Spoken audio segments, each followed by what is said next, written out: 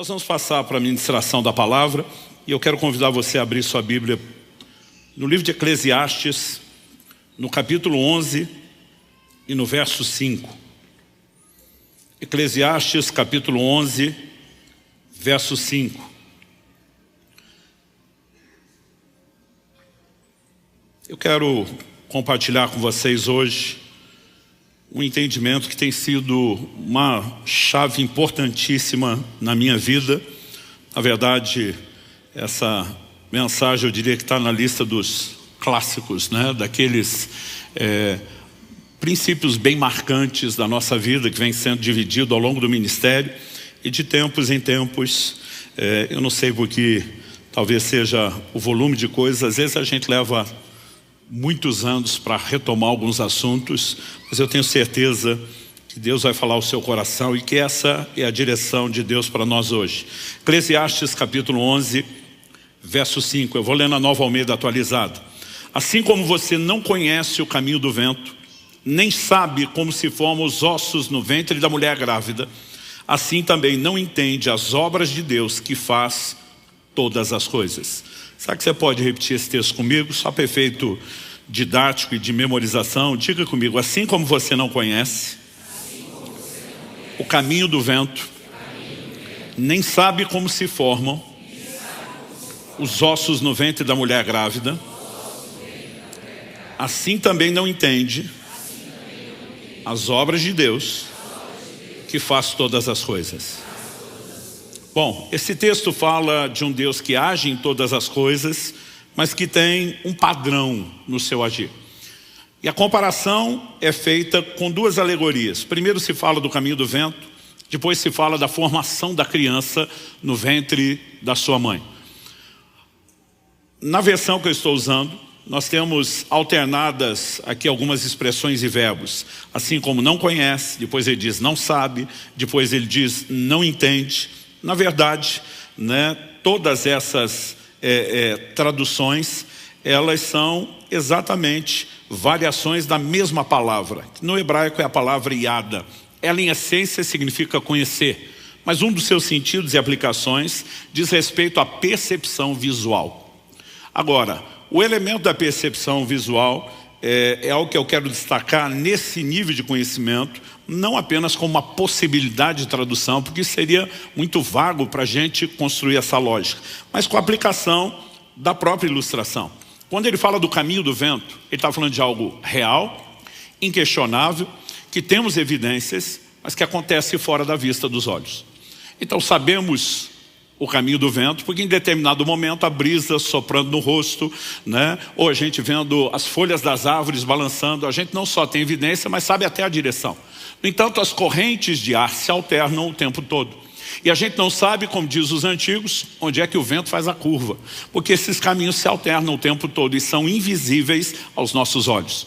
Ou seja, o exemplo fala de algo real, com evidências, inquestionável, porém invisível aos nossos olhos. O segundo exemplo não é diferente.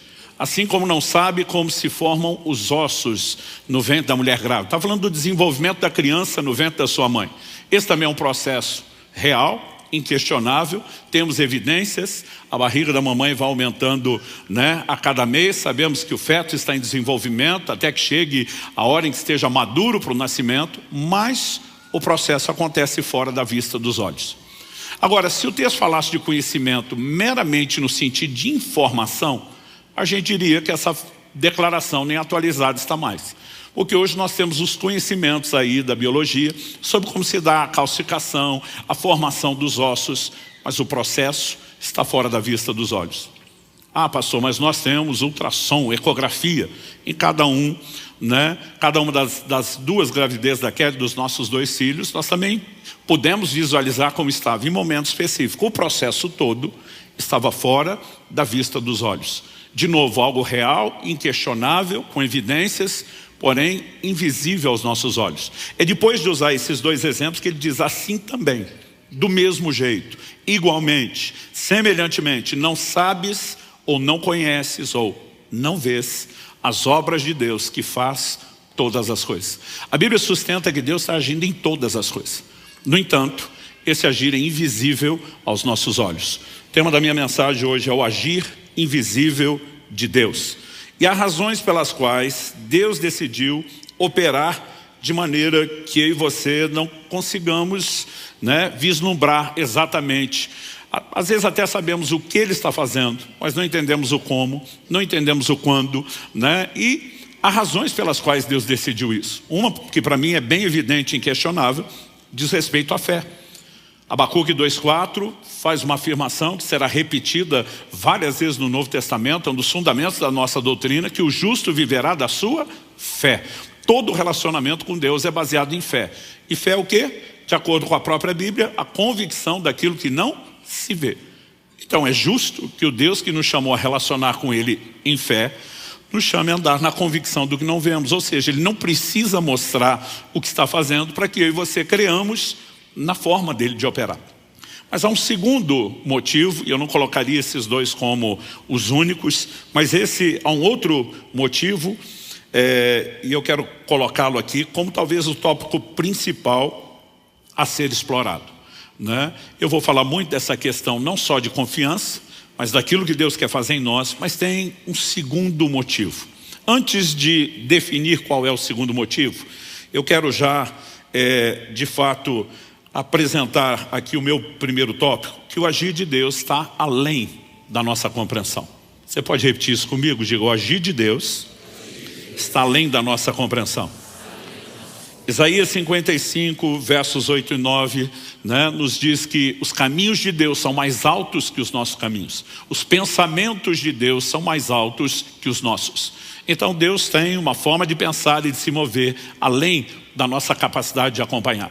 Em 1 Coríntios 2,14, a Bíblia diz que o homem natural, a palavra traduzida natural, psíquico, entregue ao psique sua mente, não entende as coisas do Espírito, e a Bíblia diz porque para eles são loucura.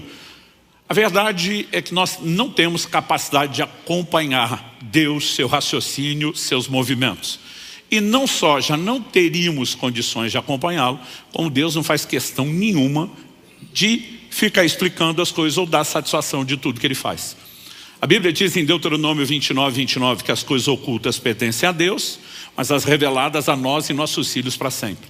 Isso significa que nem tudo está revelado, tem coisas ocultas, também significa que nem tudo vai ficar oculto, algumas Deus decidiu revelar, mas exatamente o que será revelado e o que permanecerá em oculto não depende da nossa escolha.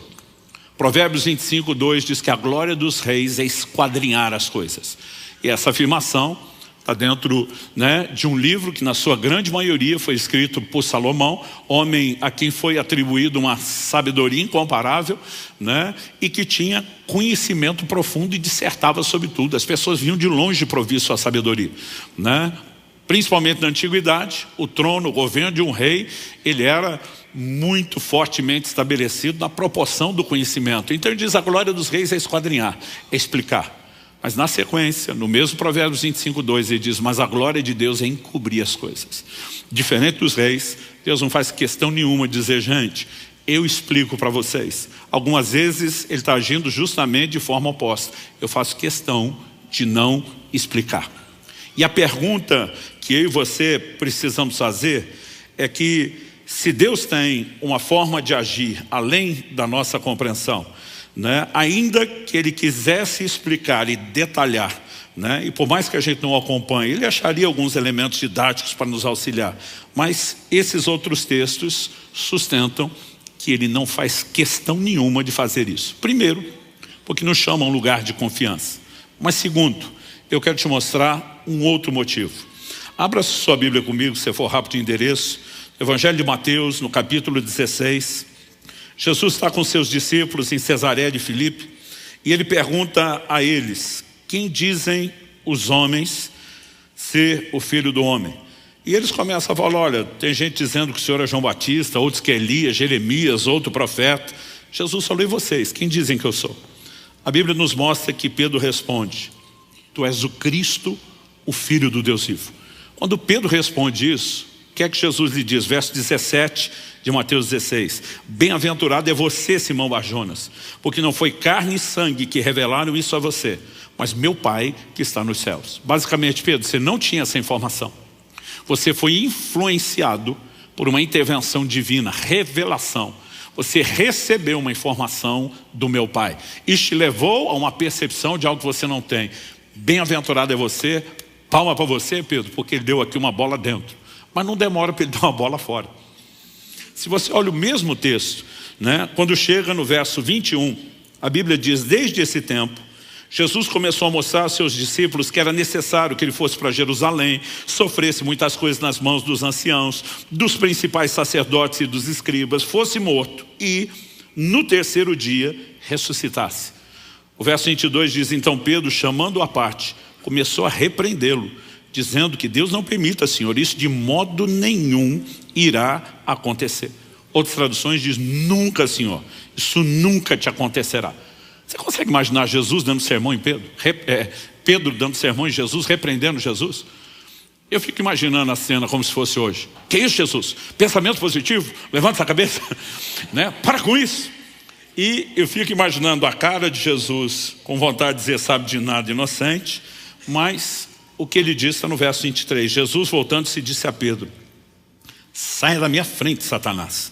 Você é para mim uma pedra de tropeço, porque não leva em consideração as coisas de Deus, e sim as dos homens. Outras traduções dizem, não pensa nas coisas de Deus, mas nas dos homens. Outro dia alguém falou, pastor, Jesus chamou Pedro de Satanás? Não. Jesus reconhece que de novo Pedro se expôs a uma outra influência. Só que agora ele sintonizou em outra estação de rádio, né? É outro emissor. A primeira revelação vem de Deus. A segunda vem de uma outra influência. E ele está repreendendo a influência por trás de Pedro, que era maligna. Mas ao falar com a ação de Satanás por trás de Pedro, Jesus usa essa frase, você não pensa nas coisas de Deus e sim nas que são dos homens. E aqui que eu quero explorar o segundo motivo pelo qual o Deus que tem um agir além da nossa compreensão escolheu agir assim. Porque não é apenas eu e você que temos dificuldade de acompanhar seus movimentos. A Bíblia está nos mostrando que a forma de pensar de Satanás é parecida com a nossa, não com a de Deus. A Bíblia nos apresenta a figura de Satanás como um anjo caído. E na condição de anjo, ele é superior aos homens. A Bíblia diz que nós somos criados um pouco menor do que os anjos. Eles têm habilidades, capacidades, poderes, faculdades que nós não temos. E a gente pode dizer, né, que o processador, comparando, usando a linguagem de computador, vamos dizer assim, o processador da mente de Satanás é bem melhor do que o nosso. Mas o sistema operacional é igual. Então a velocidade de processar pode mudar, mas a forma de funcionar é parecida. Ou seja, se nós não acompanhamos os pensamentos de Deus, evidentemente que Satanás, ainda que tenha uma mente superior a nós, a Bíblia fala que a sua sabedoria se corrompeu, não que ele perdeu. Paulo diz, nós não ignoramos suas maquinações, outras traduções de seus ardis, mas, por melhor que seja sua mente e sabedoria, ele não consegue acompanhar os movimentos de Deus. E eu quero te mostrar que uma das razões pelas quais Deus decidiu agir de forma oculta, invisível aos nossos olhos, não é apenas porque eu e você, perdidos na história, temos que confiar, mas é porque Satanás também não consegue entender a forma de Deus agir, e Deus decidiu tirar proveito disso, né? Olhando para as Escrituras, a gente consegue perceber isso com muita clareza. Por exemplo, carta de Paulo aos Efésios, capítulo 3, eu vou ler dos versos 8 a 11. Ele diz, a mim, o menor de todos os santos, me foi dada essa graça de pregar aos gentios o evangelho das insondáveis riquezas de Cristo e manifestar a todos qual é a dispensação do mistério, que durante tempos passados esteve oculto em Deus, que criou todas as coisas. E isso para que agora, pela igreja, a multiforme sabedoria de Deus se torne conhecida dos principados e das potestades nas regiões celestiais, segundo o eterno propósito que Deus estabeleceu em Cristo Jesus, nosso Senhor.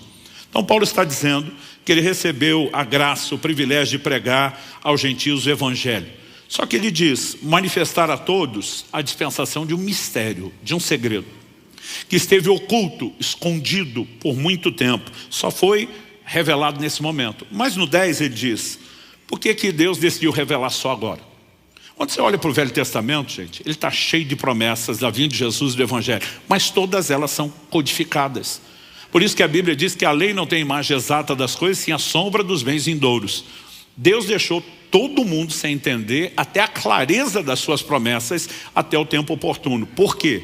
Um dos motivos está no indicativo de propósito do verso 10. Para que agora, pela igreja, a multiforme sabedoria de Deus, não só sabedoria, mas multiforme, uma sabedoria que tem muitas formas, se torne conhecida dos principados e potestades, uma linguagem que é usada para falar dos poderes das trevas nas regiões celestiais. Traduzindo, quando Deus levanta a igreja, ela é uma surpresa. Por que é uma surpresa? Quando você lê as páginas do Velho Testamento, toda a construção é feita em cima da promessa de um reino. Todo reino precisa de pelo menos 2 ingredientes indispensáveis: um rei e o povo sobre o qual ele irá reinar. Então Deus promete a vinda de um Messias, que seria o rei, mas isso era uma incógnita, estava oculto. Quem seria? Aos poucos Deus vai detalhando. Ele faz uma promessa a Abraão: em ti serão benditas todas as famílias da terra. Então Deus já sinalizou, vem da sua linhagem. Daqui a pouco ele faz uma aliança com Davi, dizendo: alguém da sua descendência se sentará no trono. Mas ainda que a mensagem vá ganhando corpo, expressão e detalhes, ela ainda é vaga. Agora, quem seria o povo do reino? A mesma linhagem de Abraão. Quando a Bíblia diz: em ti serão benditas todas as famílias da terra, Gálatas 3,8 diz que Deus pré-anunciou o evangelho a Abraão. Então, Satanás concentra ao longo dos anos uma resistência a essa linhagem de Abraão, que é a nação de Israel. A Bíblia nos mostra no livro de Esté a tentativa do inimigo de, num só dia, destruir toda aquela linhagem, porque era a maneira de impedir o estabelecimento do reino de Deus. Agora, enquanto o diabo está distraído, lutando contra a nação de Israel, ele sequer percebe que Deus tem uma outra forma de agir. Quando você chega nos evangelhos, há uma declaração que tem que chamar a minha e a sua atenção. É quando é dito: das pedras, Deus pode fazer surgir filhos de Abraão. O que é que a Bíblia está dizendo? Vocês não têm noção de onde Deus vai tirar o cumprimento da promessa. Então, uma das coisas que Deus disse a Abraão: sua descendência será numerosa como a areia do mar. Mas Deus também disse: sua descendência será numerosa como as estrelas do céu. Basicamente, Deus prometeu uma linhagem terrena, areia do mar, e Deus prometeu uma linhagem celestial, as estrelas do céu. Em Gálatas, no capítulo 3, Paulo explica detalhadamente quem são os filhos da fé de Abraão, que isso inclui os gentios, os não-judeus. João capítulo 1 nos diz nos versos 11 e 12, Jesus veio para o que era seu, sua linhagem, mas os seus não receberam. A Bíblia diz: mas a todos quantos o receberam, deu-lhes o direito de serem feitos seus filhos. Ou seja, quando Deus traz a igreja, Ele está mostrando aos principados e potestades sua multiforme sabedoria. Ele está dizendo, jogando na cara do diabo e os seus súditos: vocês gastaram o tempo se opondo a um povo, e o povo que está estabelecendo o reino é algo que vocês nem esperavam. Então, o que eu enxergo ao longo das Escrituras, e esse é o segundo tópico que eu quero compartilhar com você, é que Deus acaba colocando o diabo para trabalhar para ele. Satanás a serviço de Deus, né? Passou o diabo empregado? Não. Ele é um parceiro, não voluntariamente, mas porque fica no escuro e na ignorância, suas tentativas de se opor a Deus são sábia e soberanamente usadas por Deus em benefício de Deus e contra o próprio reino das trevas. Eu lembro, quando era garoto, ainda adolescente, de ouvir uma frase da irmã Valnice Milhomes que eu nunca mais esqueci. Ela diz: assim como nós armamos ratoeiras para pegar ratos, Deus arma sataneiras para pegar Satanás, né? Ele joga algumas iscas e ele vem com tudo para cima delas. Então, por exemplo, eu mencionei essa questão da igreja não ser claramente vista, mas quando nós falamos da própria vinda do reino, qual era o conceito, né, do Messias? Na cabeça de todo judeu do Antigo Testamento, o Messias seria um general de guerra que estabeleceria um reino natural. Por que todo mundo pensava isso? Por causa da profecia do livro de Daniel. O sonho de Nabucodonosor, no capítulo 2, diz que ele sonha com uma grande estátua. Essa estátua era composta de 4 tipos de metais diferentes: a cabeça de ouro, o peito e os braços de prata, o ventre de bronze, mas as pernas de ferro. Uma pedra era cortada assim ao auxílio de mãos, atingia a estátua nos pés. Ela era feito pó, levada pelo vento. Aquela pedra que destruiu a estátua crescia, se tornava uma montanha que enchia toda a terra. Daniel vai interpretar o sonho que o rei tem. Primeiro ele revela o sonho, que o rei nem lembrava, e depois interpreta. Ele diz: a estátua que você viu, é composto de 4 metais diferentes. E diz, a cabeça de ouro é você, ó rei. Ele está falando com quem? Com o imperador de Babilônia, que foi o primeiro império de proporção mundial. Nunca antes na história da humanidade alguém governou o mundo de seus dias. Babilônia foi o primeiro império mundial. Mas ele diz, depois de ti virá um reino inferior ao teu, ou seja, a mudança de metal era mudança de reino. E o mesmo livro de Daniel nos mostra o que você deve ter estudado na história, né? Quem sucede Babilônia e estabelece o segundo império mundial foram os medo-persas, que por sua vez foram sucedidos pela Grécia de Alexandre o Grande, que por sua vez foram sucedidos pelo Império Romano, o último império de proporções mundiais. Quando a Bíblia diz que uma pedra é cortada sem auxílio de mãos, fala de algo que não tem interferência humana, mas divina. E a pedra é largamente usada na Escritura como uma das figuras que aponta para o Messias. A pedra que os edificadores rejeitaram, a pedra de esquina, a pedra angular, e a lista vai longe. Essa pedra vem e atinge a estátua onde? Nos pés, que eram do quê? De ferro. A profecia estava dizendo quando o Messias iria, nos dias do 4º império. É por isso que quando Jesus surge, uma das primeiras mensagens é: o tempo está cumprido e o reino de Deus chegou.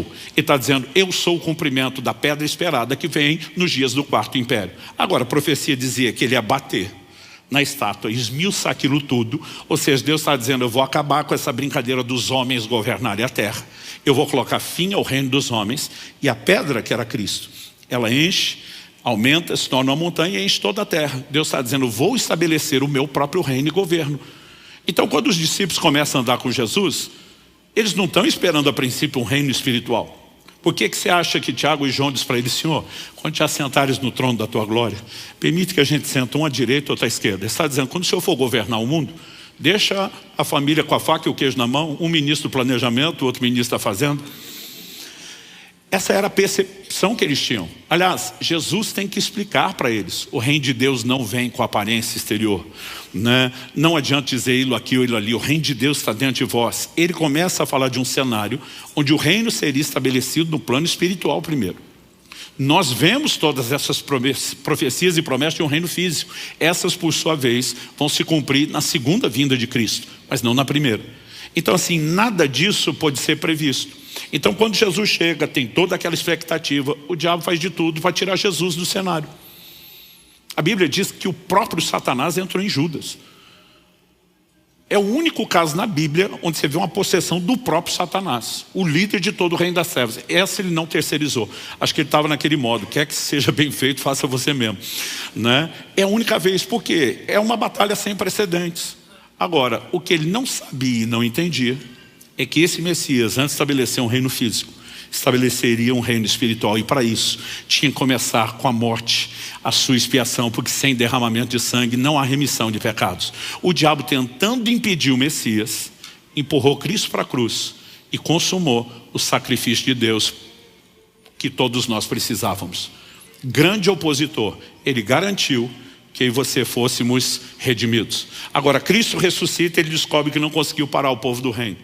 E que toda tentativa, o rei do reino, e que toda tentativa de parar o povo do reino, enquanto ele concentrou o ataque na nação de Israel, ele descobre que agora o povo do reino é a igreja. Então ele vira o canhão para a igreja. Atos 8, verso 1, diz que uma grande perseguição se levantou contra a igreja. E aquela igreja de milhares e milhares de crentes, a Bíblia diz, todos foram dispersos, a não ser os apóstolos. Você imagina isso? Que da noite para o dia, né? Aquela igreja de milhares e milhares de pessoas ficou com 12 líderes, que não tem mais ninguém, porque todo mundo fugiu para salvar o coro. Agora, Deus deu uma ordem que a igreja não estava cumprindo. Atos 1:8. Recebereis poder ao descer sobre vós o Espírito Santo. Sereis minhas testemunhas. Onde? Judeia, Jerusalém, Judeia, Samaria, até os confins da terra. Deus está falando de uma progressão geográfica. Para você entender, aqui a gente poderia dizer Curitiba, região metropolitana, Paraná e Brasil. Ele está ampliando. Só que esse povo prega o evangelho de Jerusalém. O povo da Judéia vem até eles, mas Samaria, os confins da terra, ó, os anos se passam e nada. Só quando a perseguição veio, porque agora o diabo está tentando parar a igreja, a Bíblia diz que por onde fugiam, eles começaram a anunciar o evangelho.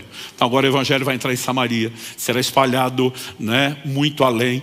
E o diabo, tentando parar a igreja, se tornou o primeiro agente missionário da história da igreja.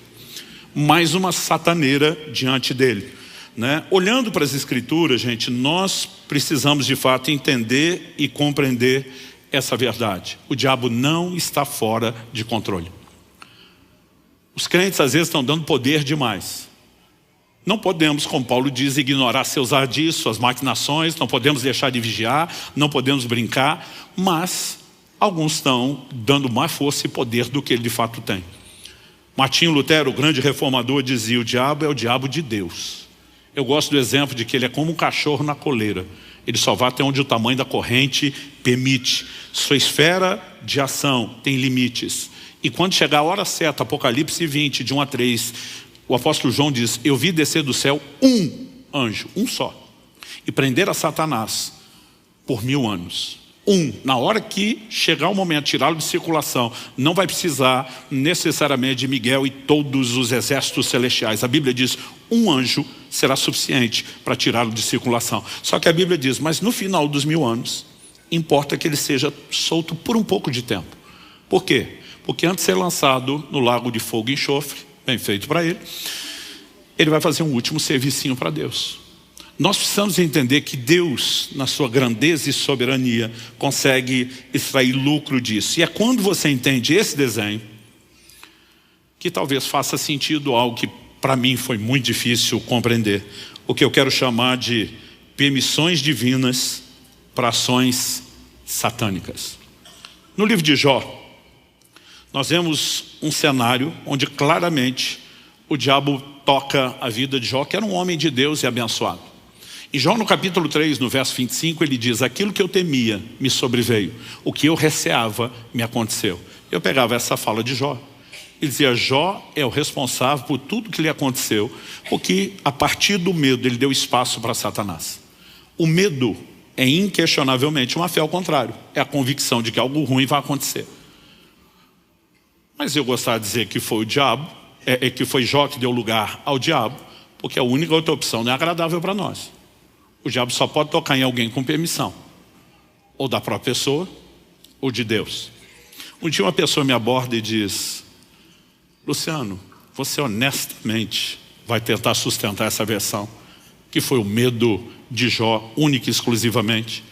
Olha o que Deus diz no capítulo 1, jogando na cara do diabo: viste meu servo Jó, não há ninguém justo, irrepreensível como ele na terra. Deus chamou o cara de irrepreensível. E você está tentando botar defeito nele.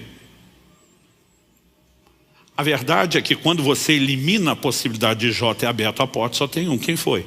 Deus. E o texto diz isso, quer você goste, quer não. Quando Deus elogia Jó, o diabo diz também: você abençoou o cara, abençoou as obras das suas mãos e o cercaste com uma sebe. Sebe significa um muro de proteção. O diabo está dizendo para Deus: além de abençoar o cara, deixar ele todo feliz e contente, o Senhor o protegeu para que eu não toque. O diabo diz: me deixa tocar para ver se ele continua fiel. Então Deus remove um nível da proteção e diz: você pode ir até aqui, além disso você não vai. Começam as perdas materiais. Num segundo instante Deus diz: toca no corpo, mas não tira a vida. Gente, eu lia isso, eu ficava apavorado de pensar que foi Deus. Porque a vontade era dizer para Deus: não, não é assim que o Senhor é Deus. O Senhor ganha para proteger a gente, não para entregar a gente para o inimigo. E a gente tem isso de querer dar sermão para Deus. Daqui a pouco eu vou contar a história da crise que eu passei em relação a isso. Só que quando você olha para o texto e vê a permissão divina, isso dá um baita no conflito na cabeça da gente. Agora, se fosse o único texto, a gente iria assim que está obscuro. Mas o padrão vai se repetindo ao longo das Escrituras. Se você puder me acompanhar, Lucas 22, versos 31 e 32, tem uma conversa de Jesus com Pedro, que na linguagem dos meus amigos carioca é no mínimo sinistra. Os dois estão conversando. Jesus fala assim: Simão, Simão, Lucas 22, eu vou ler o 31 e 32. Eis que Satanás pediu para peneirar vocês como trigo. Eu gosto de ler a Bíblia me colocando dentro da história, me imaginando na situação. Eu imagino se sou eu, Pedro. A gente andando, conversando, e ele diz: pois é, Satanás pediu para passar peneira nos seis e ver o que é que sobra. Uma conversa assustadora. Mas acho que eu diria: Jesus, o Senhor não ia permitir uma coisa dessa, né? Aí na minha cabeça imagino Jesus em silêncio, só sorrindo, sem falar nada. Jesus, nem brinca, o Senhor não ia permitir uma coisa dessa. Imagino Jesus até olhando para cima, subiando, sem falar nada. E insistindo, Jesus, o Senhor não ia permitir isso. Aí vem a resposta no 32. Eu, porém, orei por você. Quando você lê aqui, puxa, ele não vai deixar. Mas ele termina a frase, para que a sua fé não desfaleça. Traduzindo, permissão concedida, Pedro. A peneira vai comer solta. Mas isso não significa que eu estou abandonando você. Eu orei por você, para que durante o processo da peneira, você não desfaleça. E quando você se converter, fortaleça os seus irmãos. Traduzindo, ele está dizendo, você vai sair dessa melhor do que entrou. Eu vou tirar lucro dessa situação, que o diabo que está tentando te destruir, vai te aperfeiçoar por causa das coisas que você vai passar. E eu vou deixar acontecer. Apocalipse, capítulo 2, verso 10. Carta à igreja de Esmirna, que a história confirma, passa por uma perseguição gigantesca. O Senhor diz, não tenha medo das coisas que você vai sofrer.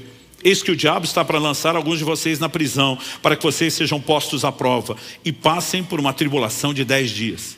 O que é que Deus diz?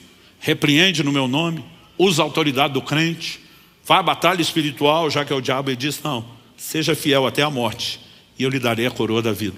Ele está dizendo, só aguenta o tranco, não lute contra.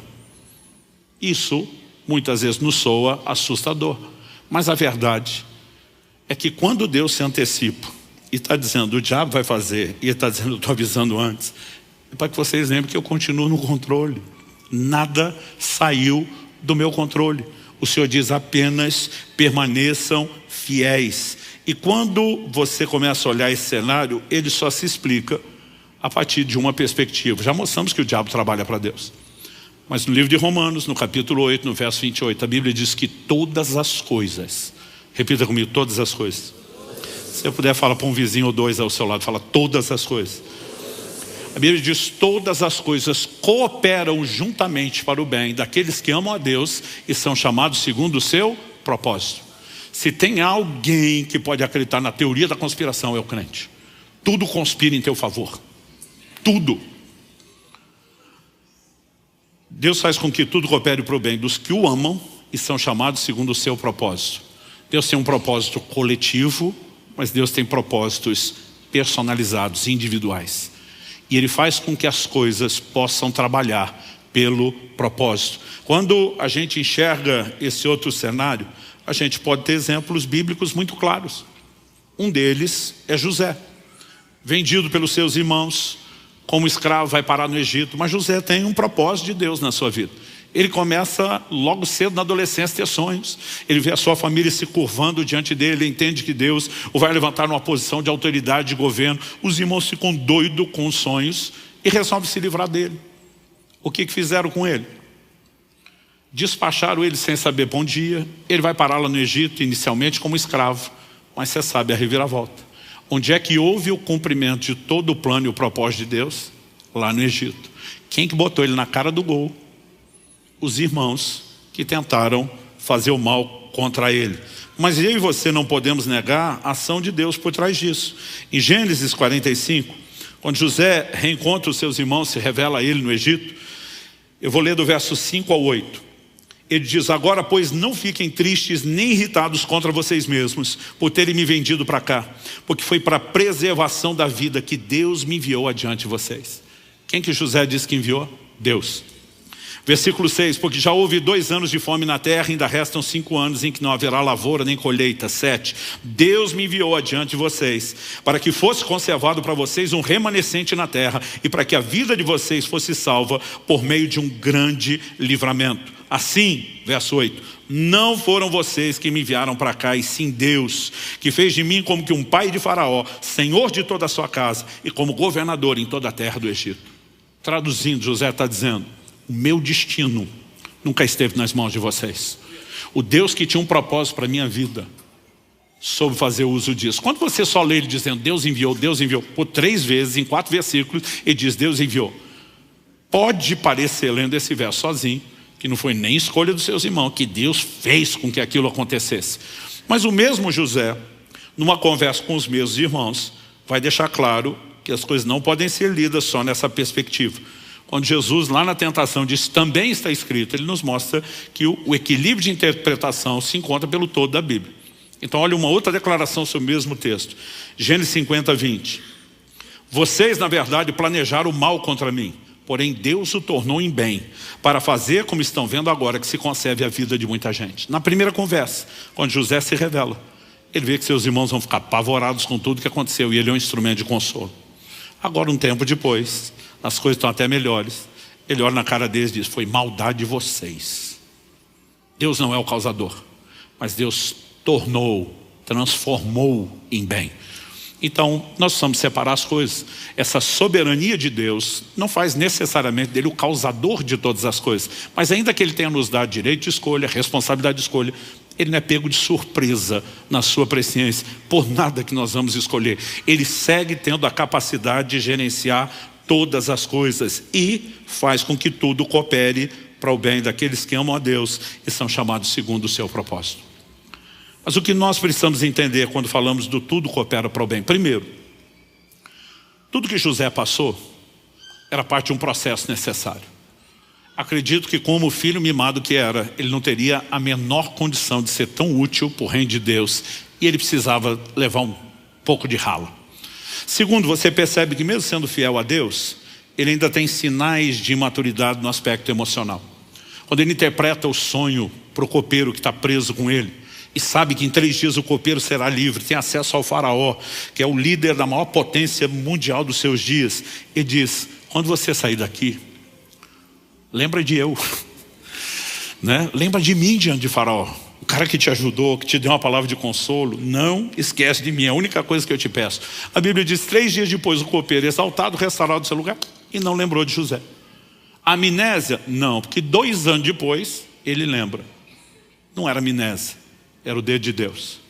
Se o copeiro lembra de José, intercede o faraó e diz: o menino é inocente, é gente boa, todo mundo sabe, vai levantar a ficha dele, e o tira de lá, o que é que José seria? Ajudante de cozinha. Sairia da prisão, não entraria no lugar do propósito, não passaria pelos processos. Quando ele está falando dos irmãos: eu fui vendido injustamente, você ainda percebe que tem dor. Quando ele encontra os irmãos, ele está consolando os irmãos. E se ele não passa pelo tratamento de Deus, na hora de posição e autoridade, ele ia pisar em todo mundo. Ele ia viver a versão do gospel vingativo. Estilo: quem me viu passar na prova e não me ajudou. Então, eu e você precisamos entender que Deus usa processos. E a ideia dos processos não é nos destruir, é destruir aquilo que nos impede de viver plenamente o que ele tem. Você lembra dos amigos de Daniel que foram lançados na fornalha? Normalmente a gente diz: a Bíblia afirma que o fogo não queimou nada. Isso não é verdade. A Bíblia não queimou um fio de cabelo, não tinha cheiro de fumaça na roupa. Mas a Bíblia fala de algo que o fogo queimou. Nabucodonosor olha, se não me engano, no verso 24 de Daniel 3, ou 23 ali, ele fala para aquela turma que está em volta, e o brinco e ganha para concordar com o rei, diz: nós não lançamos 3 homens amarrados no fogo. A Bíblia enfatiza várias vezes que eles foram atados, amarrados. A turma diz: é verdade, rei. E diz: eu vejo 4, mas não é só a conta que não está batendo. E diz: eu vejo 4 homens soltos, passeando pelo fogo. A única coisa que o fogo teve o poder de queimar eram as amarras que os prendiam.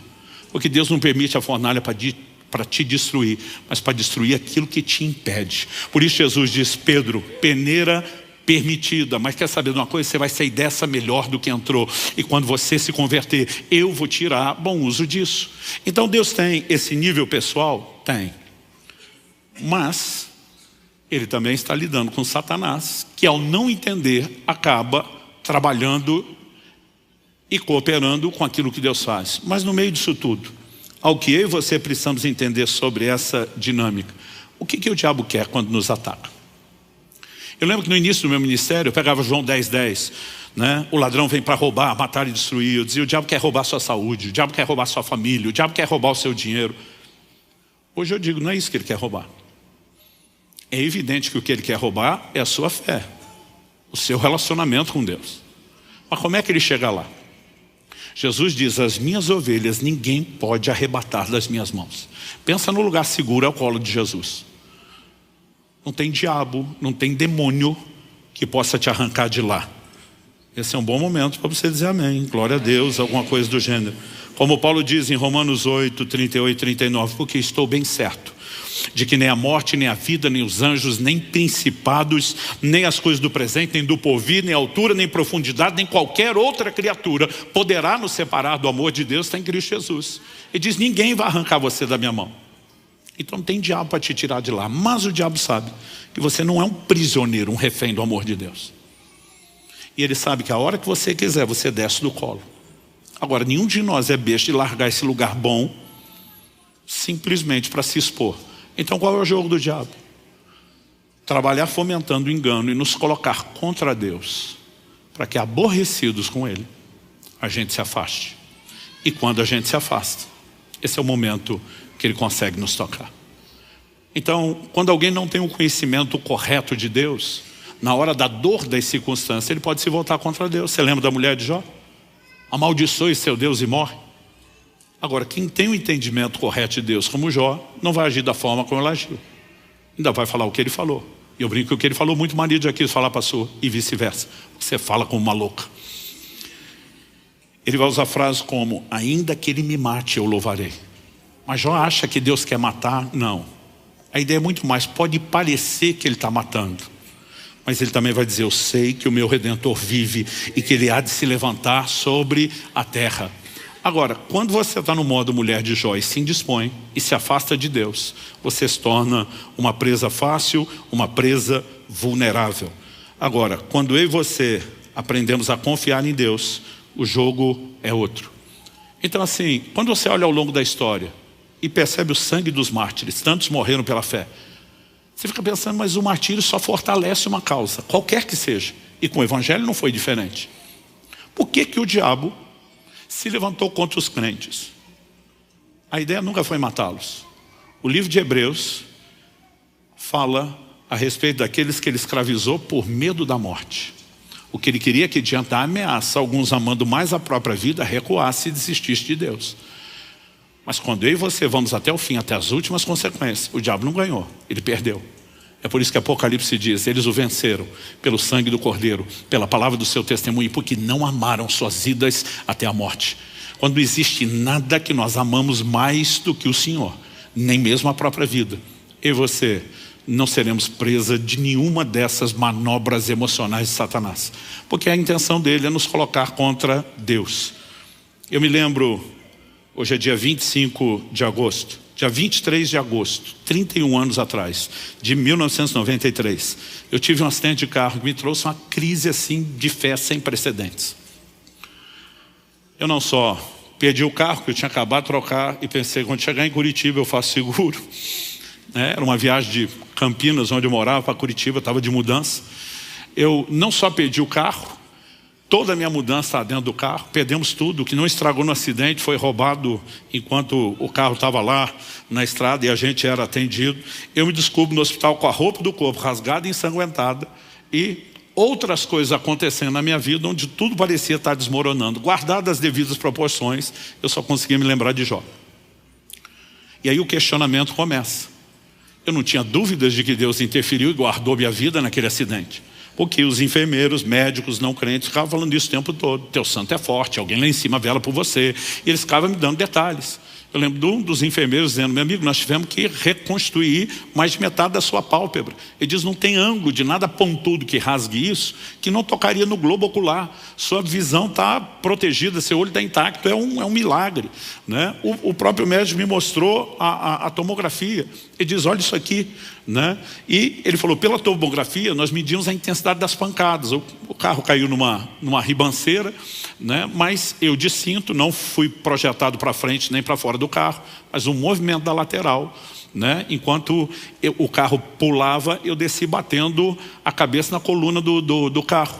E ele falou, olha isso aqui. Né? Dificuldade para distinguir massa branca e cinzenta, lesão nas partes moles. Ele falou, só que a Bíblia virou quase um liquidificador, ele brincou. Né? Ele falou, agora, isso mostra a intensidade da pancada. Ele falou, agora o lugar, que é onde está machucado, é justamente a fonte. Ele falou, esse tipo de pancada, com a fragilidade desse lugar não combina. Eles não me deixavam dormir por 2 dias, com medo de eu entrar em coma.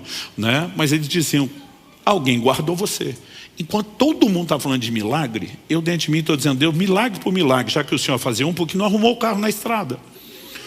Deixou cair lá embaixo para dizer, ó, te guardei para você não morrer. Não era só arrumar o carrinho lá em cima e não precisava perder carro, ser roubado, passar por todo esse sofrimento? Ou será que só eu já tentei ensinar Deus como ser Deus? O questionamento. O pior não era só o questionamento de por que o Senhor deixou chegar lá para me guardar. Eu dizia, Deus, certeza que esse acidente é coisa do Satanás. Mas eu dizia para Deus, nós dois sabemos que o diabo só toca com permissão. Ou nossa ou sua. Efésios 4:27 diz, não deis lugar ao diabo. Isso não significa que você acorda amanhã, tomar de insanidade, preenche um documento, vem por meio desse autorizar o miserável de Satanás fazer o devasto da minha vida. Mas quando você peca, quebra princípios, você está se expondo, está ficando vulnerável. Eu dizia para Deus, ele só toca de duas formas. Ou a permissão é nossa, ou é sua. Eu dizia para Deus, nós dois sabemos que não fui eu que dei a permissão. Eu dizia para Deus, eu recorro ao Supremo Tribunal Celestial, apelo em última instância. O Senhor sabe que não foi eu. Então minha pergunta para Deus é, por que o Senhor faria isso? O Senhor é Deus. Cadê o seu amor, o seu cuidado? Estou te servindo, estou dando minha vida para pregar o Evangelho, para viver para o Senhor. Renunciei tudo. E assim que o Senhor recompensa? A pior parte, silêncio. Pensa em algo difícil para mim, é o silêncio.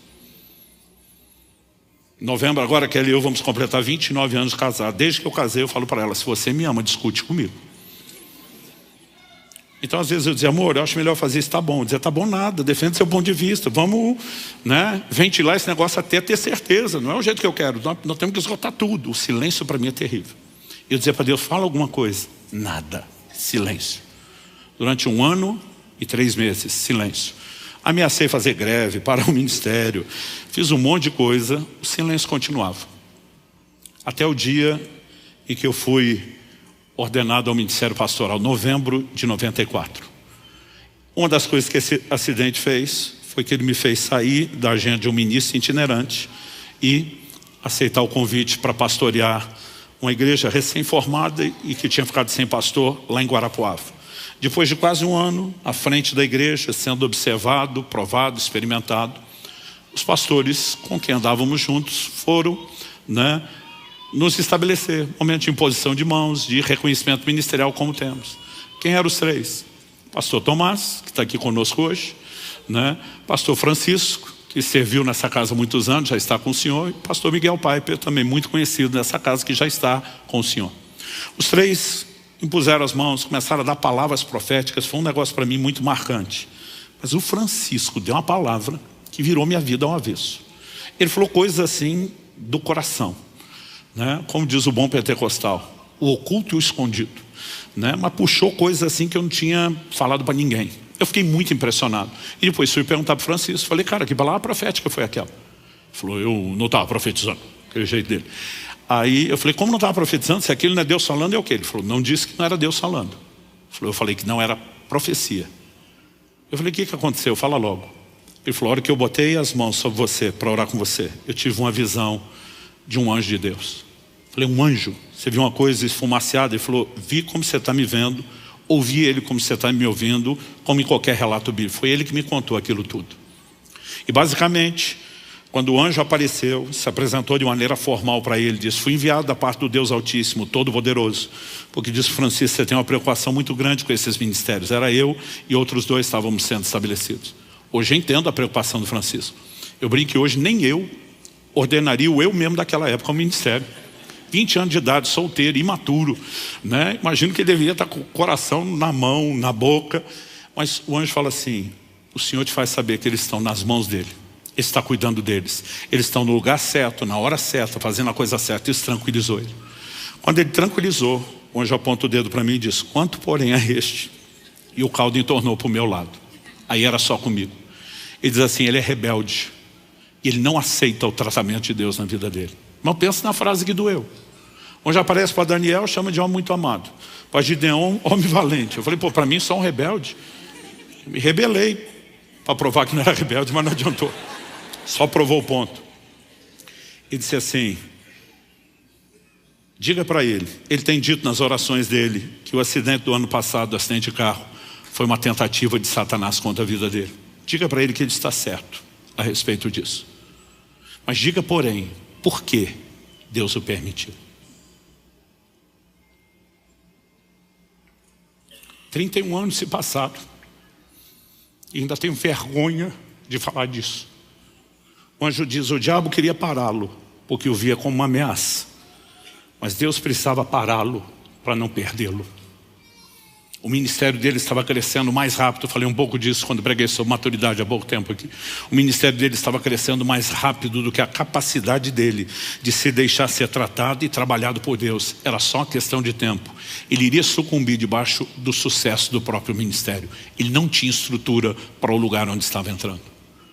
E eu passei 1 ano e 3 meses acusando Deus de falta de amor, de injustiça, de ter virado as costas, de não estar se preocupando, quando ele estava fazendo justamente o contrário.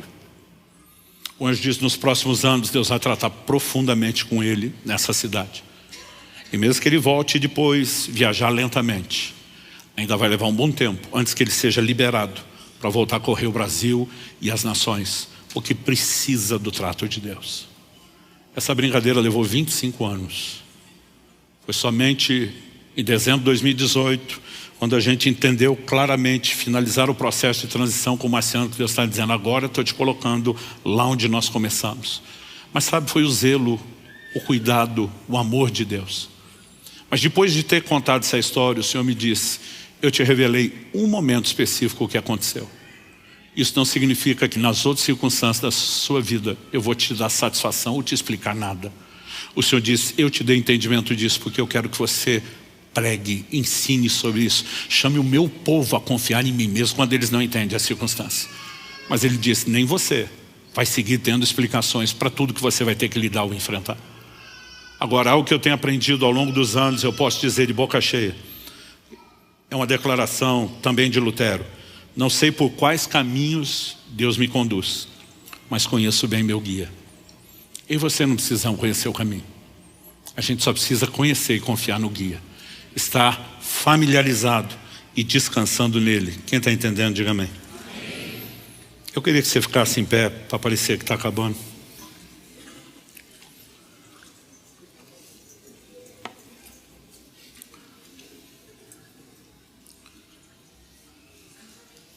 Quando eu era garoto, se falava muito no meio cristão de um poema que nós apelidamos de Pegadas na Areia. O título original era Hoje Eu Tive um Sonho. Para a nova geração que não conhece o que é, para a antiga, eu acho que é bom lembrar. Para a nova geração que não sabe do que se trata, deixa eu resumir.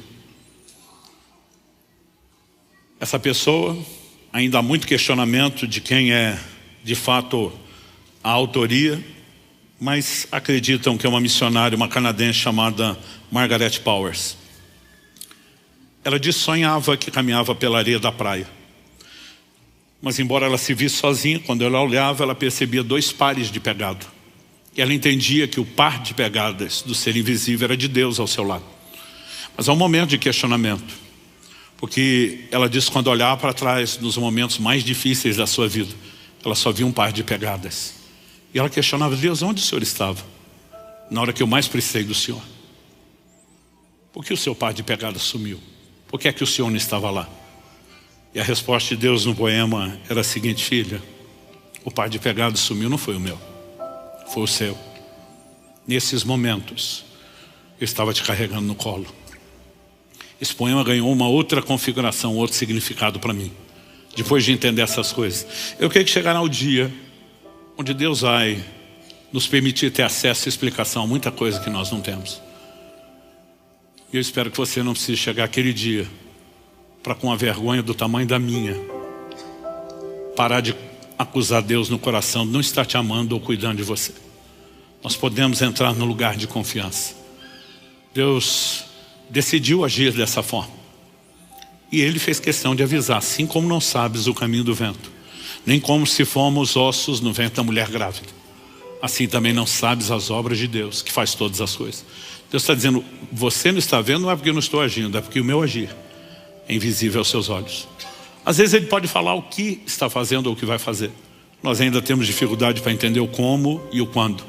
E nós vamos ter que andar nesse lugar de confiança.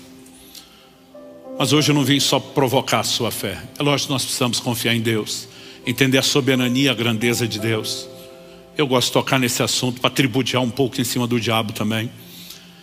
Mas Deus quer nos chamar a um lugar de resposta. Essas circunstâncias que nós não entendemos, elas são bem usadas e gerenciadas por Ele de uma forma maior do que nós imaginamos. A igreja fala pouco dos processos, dos tratamentos de Deus. E nós precisamos entender o quanto essas coisas são necessárias. Isso não significa que ele deixou de amar, não significa que ele deixou de cuidar.